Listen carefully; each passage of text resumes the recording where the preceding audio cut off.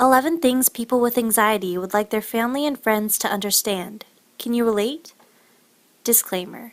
Anxiety is different for everyone, so these statements might not apply to everyone. This does not make the experiences mentioned, which we gathered from people who have experienced anxiety, any less valid. 1. Please stop telling me to just not worry about it. That's exactly my illness. I'm bad at just not worrying about it. If I could, I would have done that a long time ago. 2. I'm trying really hard. Do not dismiss my efforts. It's exhausting to feel frightened and worried and scared most of the time. The fear is pushing out the real me at times, and I really hate it. I'm trying so hard, and don't tell me I'm not, because you probably don't fully understand what it's like. 3. Do not take it personally if I'm frightened. When you have anxiety and you're feeling particularly bad, it's often not anyone's fault in particular. The same situation sometimes does trigger the anxiety, and sometimes it doesn't. You might have triggered it, but I'm not usually blaming you for it. I'm sorry if I repeat myself quite often. It just means that that's the thing worrying me the most at the moment. I know I repeat myself, but it sort of helps saying these things out loud. As anxiety can lock me in my own thoughts with worry, bringing it out bit by bit sometimes lightens the fear ever so slightly.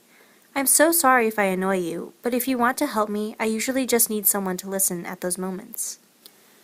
5. My coping methods will be different in different situations. The thing that helps the first time might not do anything useful the next time. Again, we would really appreciate patience. 6. Consent still matters, as always. No still means no, even when I'm experiencing severe panic and/or anxiety. Don't force things on me. 7. It's more than just stressing over a test. I wish that people understood that anxiety isn't just stressing over a test, and it isn't being nervous about giving a presentation. It's something that takes over my life. I have really bad anxiety about dying. For example, whenever I think about future plans, like, on Saturday I'm going grocery shopping, I force myself to think, well, unless I die. Because if I don't worry about dying, I will die. I know it's total bullshit, and I sound ridiculous, but my brain tells me otherwise. 8.